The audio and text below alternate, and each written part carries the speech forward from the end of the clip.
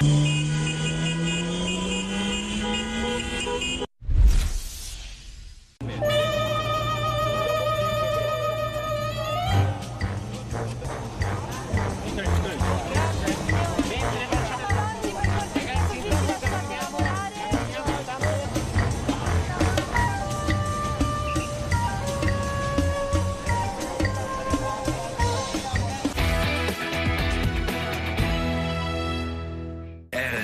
6h-8h30, Apolline Matin. Apolline de Malherbe.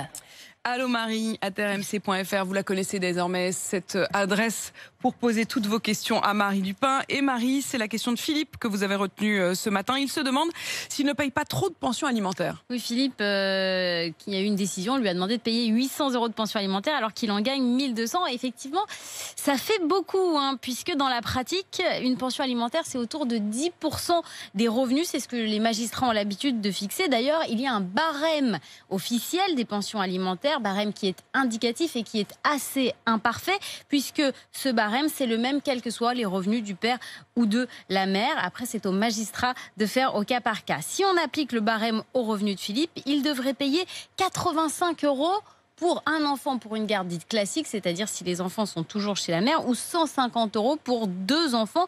Donc on est quand même très loin du montant qui a été fixé. Bien sûr, le magistrat regarde plein de choses pour prendre sa décision. Est-ce que Philippe est propriétaire?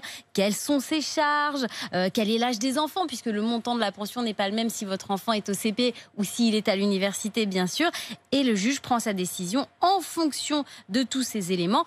Mais il ne peut pas non plus faire n'importe quoi puisque les décisions des juges doivent être motivées. Et donc 800 € pour un salaire de 1200, ça paraît effectivement disproportionné. Que peut faire Philippe ?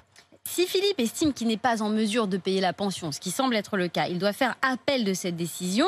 Il ne peut pas faire appel tout seul, il doit avoir un avocat pour l'aider, mais il pourra demander à ce que les frais d'avocat lui soient remboursés.